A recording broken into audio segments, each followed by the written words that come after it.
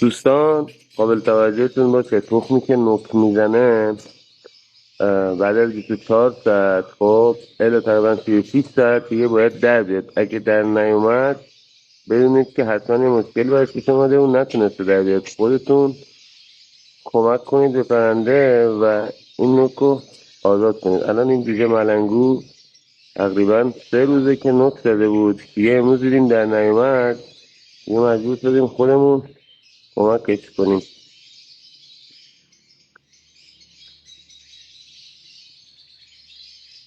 به این شکل فقط سرت رو آزاد کنید که پرنده بتونه راحتتر نفس بکشه. تو از تخم کامل درش نیارید، احتمالا شاید زرده چیزی داشته باشه که بخواد بکشه داخل. به همین شکل زیر پدر مادر رهاش کنید.